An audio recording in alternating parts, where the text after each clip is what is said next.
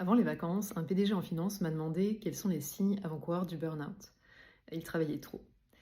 Un burn-out ne se produit jamais d'un coup, il prévient d'abord. Alors voilà 7 signaux d'alerte. Premièrement, le corps qui hurle. Dans mon cas, j'ai eu une fracture de fatigue du bassin quelques mois avant de faire un burn-out. C'était plutôt clair. Mais parfois, le corps est un peu plus subtil et les signaux sont plus légers, des maux de tête chroniques peut-être, ou encore des virus à répétition. Le corps crie toujours avant de lâcher. Deuxièmement, les soucis de sommeil. Dormir mal, c'est déjà un signal fort. Dans mon cas, c'est flagrant parce que je suis un Loir. Mais si vous avez du mal à vous endormir, ou si vous vous réveillez la nuit, si vous vous réveillez trop tôt le matin, posez-vous des questions. Troisièmement, une fatigue qui ne vous quitte pas. C'est-à-dire que même après une bonne nuit de sommeil, vous ne récupérez pas vraiment. Personnellement, je suis une pile électrique, mais vous connaissez votre propre baseline d'énergie. Donc, si vous traversez une baisse de régime, vous devriez le capter.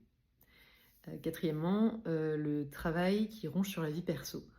Quand le boulot envahit vos soirées, vos week-ends, vos vacances ou carrément vos pensées, alerte. Cinquièmement, l'efficacité mentale qui se réduit. C'est-à-dire que vous bossez, mais le retour sur investissement n'est pas vraiment là parce que vous êtes passé en mode zombie ou tout simplement vous avez peut-être plus d'inattention, des baisses de concentration, etc.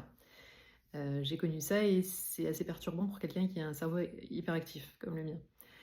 Sixièmement, l'état émotionnel qui se transforme. Peut-être que vous êtes plus irritable, vous trouvez moins de joie au quotidien. Bref, si votre état émotionnel change durablement, soyez attentif. Septièmement, l'entourage qui s'inquiète. Quand les proches ou carrément les collègues d'ailleurs vous conseillent de lever le pied, écoutez-les, ils voient parfois l'effondrement venir avant vous. Finalement, reconnaître les signaux faibles, c'est un point de départ. Mais le plus dur, c'est de les écouter et surtout d'agir. La vraie question, c'est saurez-vous écouter les signaux faibles à temps?